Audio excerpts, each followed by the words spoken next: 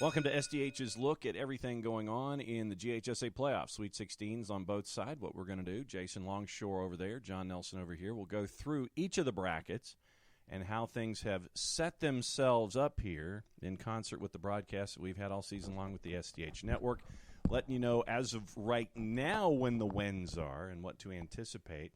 And Jason, where do you want to go first, boys or girls? Let's start on the girls' side. All right, so we'll start. You want to start at the smallest classifications and work up, or go 7A and go down? Let's go small to big, and we'll go reverse on the boys. All right, so let's go Class A Division I girls, and it is Mount Vernon making their way through. They upper left as you fill out your brackets. They're going to go to Temple. Mount Vernon 5-3 winners over Dade County. Temple shuts out Bacon County by the final of 2-0. Low left is going to be the interesting one in Division I. Commerce, 11-1 winners over Pepperell in round 1. Knock off Atlanta International 3-2 in round 2. They go to Cochrane Monday afternoon to take on Bleckley County, who shut out Claxton 7-0. Yeah, Bleckley's having a historically good season, but they're getting a defending state champion come into town and a team who's led by Ivy Tolbert, who has announced her commitment here recently. She's a junior, but she's headed to Cornell after next season, and she is closing in on 100 goals for the season. She's just under 80 right now, but it's not just Ivy Tolbert with Commerce. Chloe Diaz, who missed a lot of last season due to injury, came back for the championship game. She's got over 30 goals and a ton of assists. It's a high-powered Commerce team going up against probably the best team in Bleckley County's history. No doubt about it. Right-hand side of the bracket, East Lawrence 2-1 winners over Screven County, having to go to Sylvania to do that. They will travel to Social Circle, who beat Tallulah Falls by the final of 5-2 after winning 2-1 in round 1. Yeah, Tallulah Falls was in the same region as Commerce, and they really struggled in both games against the Tigers. Social Circle played Commerce in the state championship last year. It was a 6-4 overtime classic, and you know Social Circle wants to get their way back for another crack at Commerce. Low right, Lamar County and Paideia. That one is also slated for Monday, the 24th. Lamar County shut out Dublin. They put 8 on the board there. Paideia did the same to Darlington. Yeah, I'm intrigued by this one. I'll be on the call for that for NFHS on Paideia's network. So looking forward to seeing both of those teams. Paideia didn't play a lot of games early on, and they've had a great season with a little bit of a later start. So I can't wait to see both of those. 10-1 winners over Jasper County in round number 1. Let's go to D2 in the Class A side. Upper left-hand corner, Towns County representing Hiwassee-Well, putting 7 on the board, beating Portal 7-3. They will take on Hawkinsville, Team 1 out of Area 1. That is upper left on Monday. Hawkinsville had a great season, and Towns, you might look at their record with Towns, but I think they had quite a few players who were with the basketball team for a long run. So when they got started, and they tried to kind of start a little bit later, when they got started, they weren't at full strength, and they dropped some games early on, but they're making a run now. Legaconi Academy, they have advanced, beating Johnson County by the score of 2-0. They take on ACA, who we had on the SDH network, 4-2 winners over Lincoln County. Yeah, ACA is a good team, really well organized. Lincoln County was in that game, though, the whole way through. It felt like ACA could control the game in that one, but struggled to kind of hit that next gear, and they're going to have to do that in the quarterfinals. On the right-hand side, Dooley County, 2-1 winners over Greene County, 5-4 in penalties. They advance. They're going to have to pack a lunch and a dinner and possibly a midnight snack, having to go from Dooley County to Darien to take on MCA, who beat Montgomery County 4-1. How many hours of a trip is that? 11 billion. I mean, you're basically going from 75 south, and you're having to go to the coast, and there's no real direct way to do it. Oof. So that's going to be a long one for Dooley County to go to MCA, who was Team 1 out of Area 2. Low right, Mount Zion Carroll, 4-3 winners over Atkinson County, and they are Team 2 out of Area 4, and they go to Aquinas. We get to see them on both sides. Aquinas put 9 on GMC. Yeah, Aquinas is another team that kind of popped up after a slow start, and you didn't really see them playing many games early on, and they've been dominant. So it's kind of interesting with the smaller schools. the schedule doesn't have the same flow as maybe some other parts of the state and some of the bigger schools that we see playing a hefty non-region schedule. So some of these teams might catch you by surprise because you didn't see them coming to this degree. But Aquinas was one that in the coaches poll, even before they got started, they were rated very highly. AA girls in the upper left, Model will travel to Fitzgerald to take on the Purple Hurricane singular. Fitzgerald put 5 on Appling, shutout win there. Model beats North Cobb Christian by the score of 1-0. So Model, once again, from northwest Georgia, and it's like you're heading to Rome, but then you take a turn and you go even a little more north. You got to go to Ben Hill County and exit 80. Once again, another long trip on the road for Model. Yeah, and you're facing Fitzgerald, who's been number 1 pretty much all year long in 2A. So it's one thing to have to make that long trip, but to face a team that has been dominant at the top of the charts, it's a tough one. Low left, it is Fellowship Christian. They put 10 on the board against Walker. They are going to Ace Charter, 2-1 winners over Pierce County. Interesting matchup there. Yeah, very interesting one. Two teams that I don't know a ton about. Fellowship Christian is one that has started to kind of climb the ranks as the years have gone on. Fellowship, just as a matter of record, put 10 on Fannin County in round 1, put 10 on Walker in round 2. Ace Charter, to work our way backwards a little bit, Ace Charter beat Dodge County 5-3 in round 1, beat Pierce 2-1 in the second round. Upper right, Savannah Arts put 6 on Worth County. They are Team 1 out of Region 3.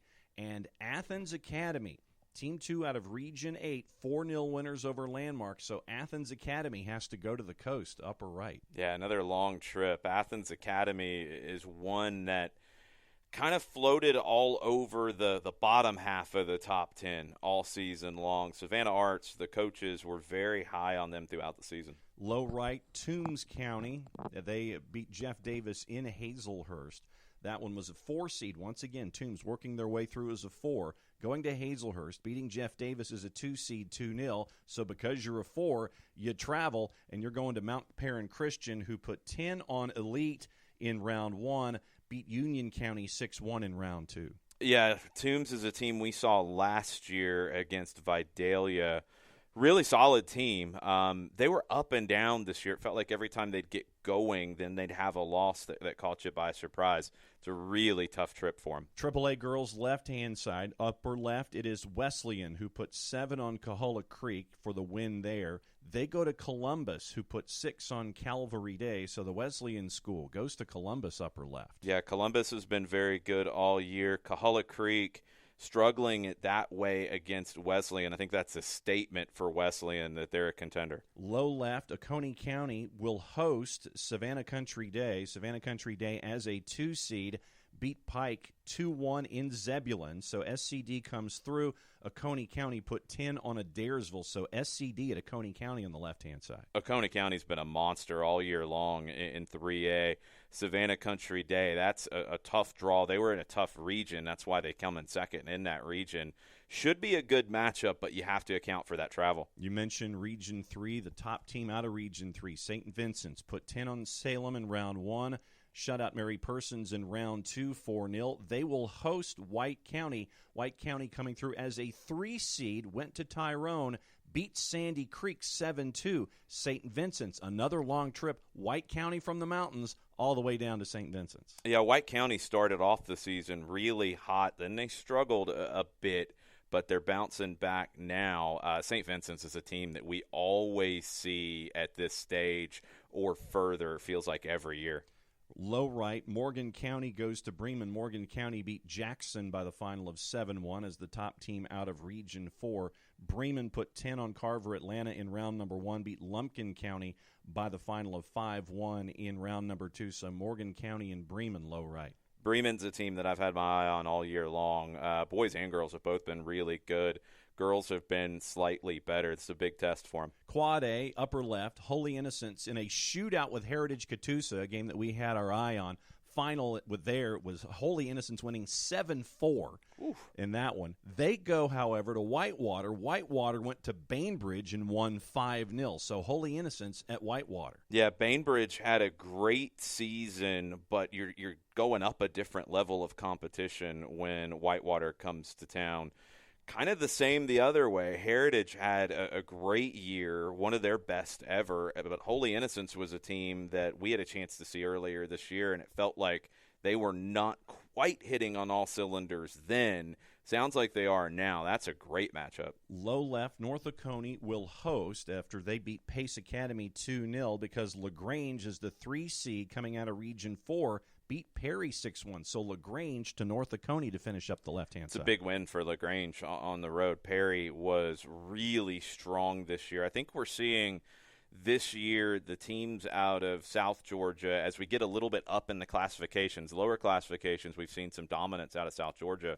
But the bigger schools out of South Georgia, good seasons, really good seasons, but the level of competition that they get consistently isn't quite the same. So it's something that maybe next year we see some of those schools that feel like they've got a shot to make a run. Maybe they do make a trip or two in the regular season to get tested before they get to this stage. Upper right. And we've had Jessica Charman on the morning show, so we know all about these travels with Trinity Christian. Trinity Christian, your 4 seed out of Region 4. They go to Brooklet, beat Southeast Bullock with a 3-hour weather delay attached to that. Then they go to Columbus, beat the 3 seed out of Region 1, putting 7 on Shaw. They advance, but at least this road trip isn't as far because they go to Lovett. Lovett beat Cherokee Bluff 3-2. Cherokee Bluff has had a really good season. That's a big win for Lovett, who's been a little up and down. Trinity Christian's a team that we had a chance to see earlier, and we know all about them talking to Jess. That's not – even though you look at the seedings and you look at it and you say, oh, that's not going to be a contest, I don't think so. I think that's a game where, if you get an early goal, if you're Trinity Christian – you might be able to make that stand up. That could get really interesting. Low right, Stars Mill put 9 on Spalding to advance as the top seed out of Region 4. They will go to Westminster because the lower section of the brackets win when it comes to even seeds. Westminster put 6 on Northwest Whitfield, winning 6-1, so Stars Mill's at Westminster. Yeah, I didn't expect that out of Westminster against Northwest Whitfield. They had a great year on the girls' side. Thought that game would be a little bit closer. Stars Mill we saw against McIntosh, and look, that was a tough one for them across county, but also different classifications. Westminster being at home will be favored in that one, but that could be a competitive one. In 5A, Northview coming out of Region 6 as the 2nd seed. They beat Dalton by the score of 2-1. They, however, once again will go to Greenbrier, which is basically like going to Augusta. Greenbrier beat Decatur 3-1, hosted that one. They put 10 on Locust Grove in round 1. Beat Decatur 3-1. They host Northview Upper Left. 2 schools having historic seasons, and neither one of them wants it to end at this stage. Both have that possibility of making a run to the state final. Low left, GAC beat Loganville by the final of 2-1 as the 3 seed out of Region 6. They travel to Northgate, the 2nd seed out of Region 3, who shut out Union Grove 3-0. Yeah, Northgate was in a monster region, came in 2nd, never got the, I think, the acclaim that they deserved out of the coaches' polls. Everybody else in the region was getting ranked except for Northgate, and Northgate came in 2nd. That's a really interesting matchup. Northgate could pull a surprise. Because in Region 3, the top-ranked team was McIntosh. McIntosh beat Dutchtown. They advance, but they travel to Midtown. Midtown in a game that we heard here on the SDH Network that you called and got to see. Took a while, but Midtown beat Jefferson 2-1. Yeah, that's a tough one for Midtown just because they've had some injuries start to pop up with this team. And they did have to go through a double overtime in that game to get through. Jefferson fought to the very end. It was a great match to call. But Midtown missing some very important pieces the rest of the way, and it felt like that really hurt their attack. McIntosh really strong defensively, attacking so-so. This could be a game that's decided by 1 goal late. And you've got the heavyweights in just right-hand side of the bracket regardless because the one below that, low right, Chambly and Cambridge, 1 versus 3, Cambridge hosting. That's a state final matchup, and you're getting it in the quarterfinals. Chambly's run roughshod over everybody all season long, no matter what classification. But this is the first time in a while that they're going to get tested, and they have to go on the road for it. So I want to see how they handle any adversity in this one. Two more classifications on the girls' side before we start with 7A and the boys. In 6A, upper left, Pope, 4-1 winners over Etowah. They advance as the top seed out of Region 7, and they will host North Atlanta, the 4 seed out of Region 2, 9-0 winners.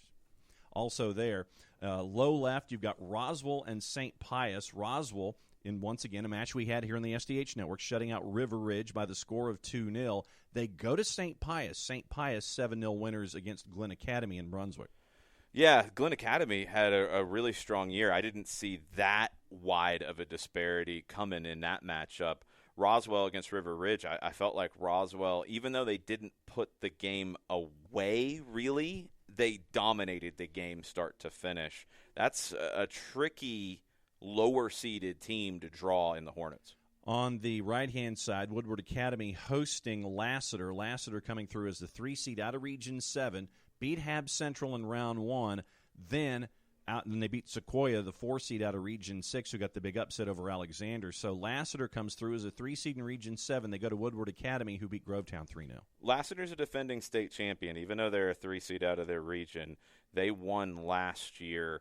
They were up and down this year. We saw them earlier in the season against Sequoia, and they looked really good. They hit a lull later in the year, but they're bouncing back now. You just cannot ever rule out a defending state champion at this stage. Low right, Marist and BT. BT wins at Allatoona 1-0. Marist put 9 on Thomas County Central, so they get to host at Hugh Spalding. Marist has been number 1 the whole way through in 6A. They're the only team who got anything against Chamblee. They got a draw back in February. It's going to be tough to knock off Marist in 6A. 7A on the girls' side, upper left, Denmark.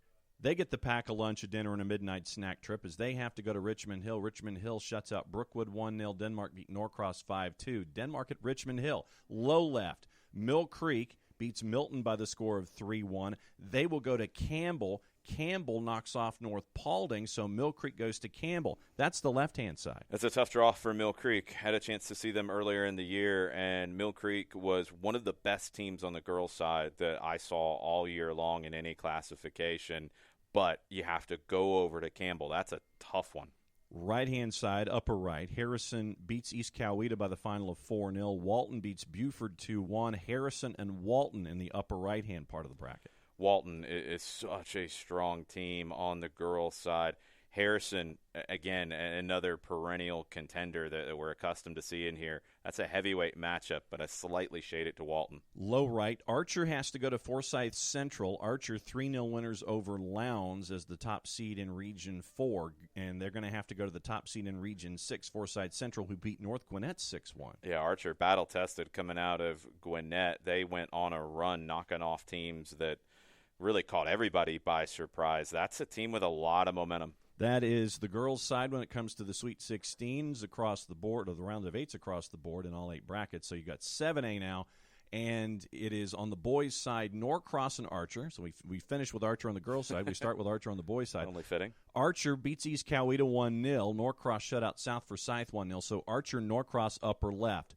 Low left, Walton beat Mill Creek by the score of 2-1. They will host Parkview, who beat Pebblebrook by the score of 2-1. Parkview's a team that I saw play Walton earlier in the year and felt like they were, a step slow to everything, a step slow to react. They're young, but they have grown throughout the year. I talked about it in that game. I felt like Parkview was a team that we might see later on in the year because they were close, but they just weren't there yet to face a team as good as Walton. Well, now they get their opportunity. Right-hand side, Campbell shuts out South Gwinnett by the score of 2-0. They go to Collins Hill. Collins Hill beat Denmark by the score of 3-2. Yeah, Collins Hill was number 1 for most of the year. They lost back-to-back games really narrowly, fell off just a little bit, came in second in the region. They had a battle with Denmark, who we saw beat Osborne, and now they get Campbell, a team that I had a chance to see as well. They've got one of the best players in Cherry Magic as an attacker. That's a good Campbell team, but they've got to go on the road to Collins Hill, which is a tough place to win. Richmond Hill beats Brookwood 1-0. They get to go to Lambert, who beat Peachtree Ridge by the score of 4-1. That's your 7A bracket on the boys' side, your final 8 as we go. Now in 6A, St. Pius put 7 on veterans. Great season for veterans as the top seed out of Region 1. So St. Pius advances. They get Lassiter upper left, who beat Rome by the score of 1-0. Lassiter has been the best performance that I've seen in 6A. We saw them beat Sequoia, and it was a performance that it's not like one player jumped out to dominate that game. It felt like a complete team performance. Another defending state champion who at times had a little bit of ups and downs as the year went on. St. Pius, veterans is a hard team to judge. It's just like we were talking about with the South Georgia teams earlier. Veterans undefeated. They were dominant all year long, but you look at the strength of schedule, and this was by far the toughest game they played. It's another one of those schools that I think, down the line you want to see them get tested a little bit more so they can hang in this game. So, I shade it towards Lassiter in this one, but St. Pius, we always see them around this time of year, so nothing would be a surprise there. Great environment anticipated at the Frank on Tuesday. Johns Creek low left beat Etowah by the score of 4-0. They get to go to the coast and take on Glen Academy, who beat Dunwoody by the score of 3-1. Right-hand side, Blessed Trinity shut out South Paulding 1-0. The 4 seed out of Region 4, Lakeside DeKalb, beat South Effingham 1-0. So it's Lakeside and BT might be a bit of a rude awakening for the Vikings. What a bounce back, though, for the Vikings. We saw them really when maybe the start of their downturn this season against Riverwood, where it felt like they struggled in that game. And then they lost games after that, too. And I did not see this coming out of the Vikings. It's a credit to the coaching staff and a credit to the players for rallying late in the year and making a run. And look, we've seen it so many times. You've got the talent in that team, but when you start to have that confidence that maybe it was lacking before, anything can happen. Beat Woodward Academy at Woodward Academy in the opening round, then go to Guyton and beat South Effingham. Now you're going to Blessed Trinity in the third round. Low right on Tuesday, Riverwood and River Ridge.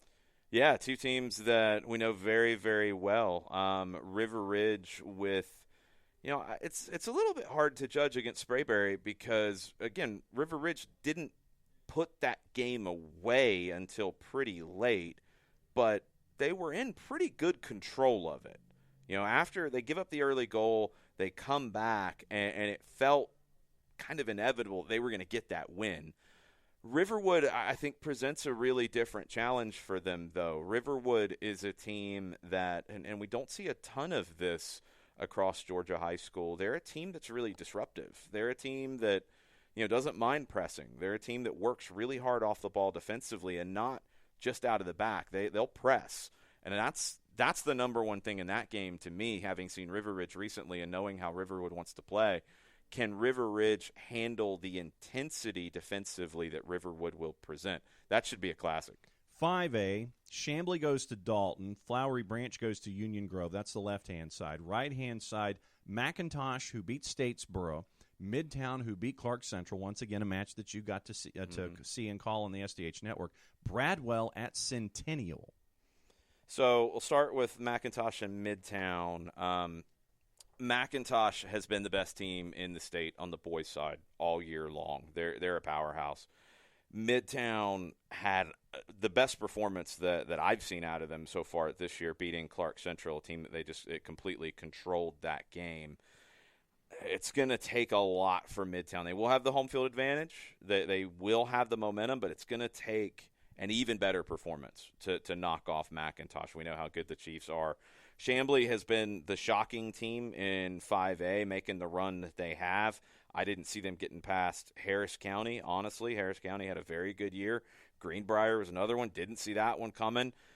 Now you're going up about 5 more levels in terms of quality and difficulty going to Dalton. It's been an incredible run for Chambly. I don't see how it continues there. And, you look at Dalton McIntosh. They've been 1-2 all year long in 5A. We saw that game earlier in the year. It felt like when the brackets fell into place that was your 5A final, and the pathway is still there for both of them. In Quad A, North Oconee, we always mention pack a lunch, a dinner, and a midnight snack trip. North Oconee gets to go to Decatur County to take on Cairo.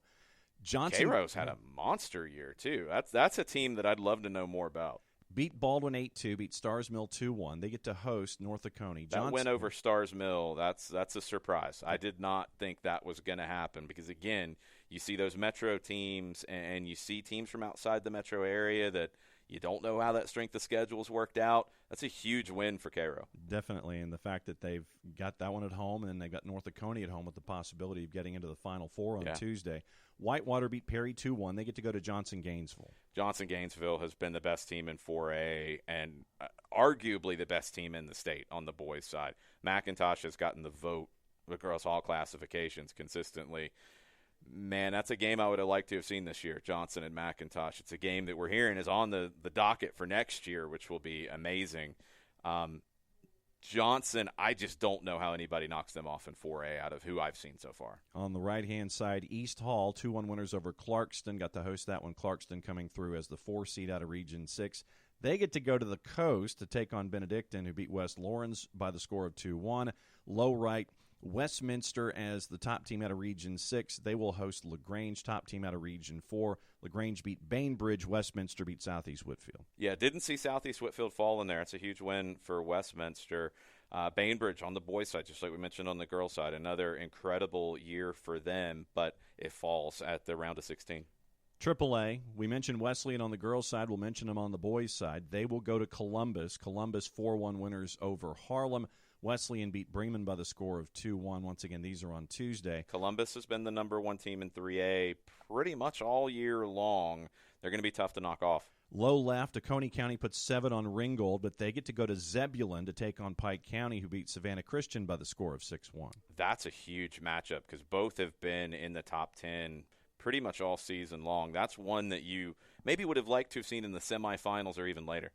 Right-hand side, Savannah Country Day will host as the top seed out of Region 3 because Hebron Christian, the 2 seed out of Region 8, upset Sandy Creek 2-0, so Hebron Christian to SCD. Hebron Christian making a big run, a little bit of a surprise there, but that's a long trip and a tough one to go face SCD. And Peach County and Coahulla Creek. Peach County beat Morgan County by the score of 2-1. Coahulla Creek over West Hall 2-0, so Peach County travels from Middle Georgia to North Georgia. Coahulla Creek's another one that you got to watch out for. We've seen them in state championship games in the past.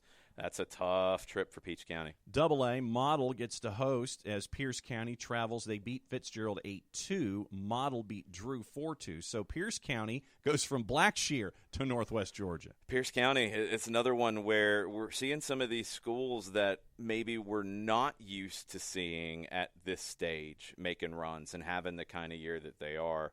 It's just one of the great things about the growth of the game across the state. Pierce County's not a school that I've generally seen making a run like this, but they've been one of the top teams record-wise in the state all year long in 2A. Low left, Providence Christian over Mount Perrin Christian 7-1. They will go to Ace Charter, who beat Savannah Arts by the score of 1-0. Right-hand side, Fellowship Christian beat Landmark 6-4, another one of those shootout games. And they get to go to Tattnall County. Tattnall County beat the Green Wave of Spencer, who we've had on in session. 5-1 winners, great run for the Green Wave. Tattnall County will host Fellowship Christian. Low right, Putnam County and Eatonton put 6 on Rutland. Union County shuts out Walker by the score of 1-0. Putnam County gets to host Union County for the chance to make it to a Final Four. That's a game that I would like to hear how it goes. Union County, we saw in the state championship a few years ago, and they were a team that's always stuck with me, the style that they played in. A lot of times, across all classifications in high school, you'll see a few players dominate. That was a total team performance in the way that they played. I loved calling it, loved watching it. I'd love to see where they are now. Class A D2, Aquinas put 9 on MCA, and so they go to Pearson to take on Atkinson County, who beat Dooley County by the score of 4-2. Lanier County loses to Lake Oconee Academy. Their chance to go for the double. Lake Oconee Academy won 6-0, but they have to go to Christian Heritage, who put 10 on Washington Wilkes. Mount Zion Carroll put 5 on Eccles County, winning 5-2. They go to Portal. Portal beat Macon County by the score of 5-1. Fuji's Academy, the second team out of Area 4, beat Chatco 5-1. They, however, get to go to Milledgeville to take on GMC, who beat Lincoln County by the score of 9-0. GMC has been pretty dominant at this level. Fuji's Academy in their region, they didn't play a normal kind of schedule. It was, I think, a region tournament. That's what got them placed. So just not a lot of games under their belt, and they're facing a top team. That's a tough trip. Class A D1 to wrap things up, to go through all of the 16 brackets here. Atlanta International, they beat the Dalton Academy by the score of 6-2. They get to go to Alma. Bacon County put 4 on Metter to host that one as the top seed out of Region 1. Atlanta International beat some big teams this year. Dalton Academy, a defending state champion. That's a game that you really would have loved to have seen later on. Great season for Dalton Academy. Rory Alvarez is doing a great job up there. But Atlanta International is the school to watch. Whitfield Academy beat Tallulah Falls 3-1, so Whitfield goes to Claxton, who put 10 on Crawford County in round 1, beat Bleckley County 3-1 in round number 2. Right-hand side, Woodville-Tompkins, a school in the Savannah area that we normally associate with basketball success, beats East Lawrence by the score of 6-4. They're going to host Armurchie because Armurchie, the 3 seed out of Region 7, went to Oglethorpe County, knocked off the top seed out of Region 5, 3-1. So Armurchie at Woodville-Tompkins. Your last one low, right? Lamar County and Paideia. Lamar County beat Brooks 3-2. Paideia put 9 on Tryon. Paideia was a team that grew as the year went on. Atlanta International was typically number 1 most of the year in this classification. Paideia had a bunch of key draws. I think they had more draws than any team in the state all season long, but they became that team that was tough to beat, that really can be powerful at tournament time. That is your look back at the round of 8 by 8. So we have 64? Is that right? Yes. 16. You're doing the math. I'm just following. So that's where we are with the final groups with 64 that are ready to go, as we're going to keep an eye on everything going on. The final 8 in each of the classifications for boys and the girls. That's your preview with everything. So soccer's in session, but the numbers are dwindling. For Jason, I'm John. Enjoy the matches on Monday and Tuesday. Yeah, here's what we know just to keep everybody in mind of upcoming scheduling. Monday night, like I mentioned, I'll be on the Paideia call on NFHS. That will not be on the SDH network. Stay tuned potentially for a game on the SDH network. Same with Tuesday and same with Thursday. Those are the days that we're looking at to add games. So make sure you're following us at Soccer Down Here, and we will let you know where we will be as we get ready for the state championship that is not that far away.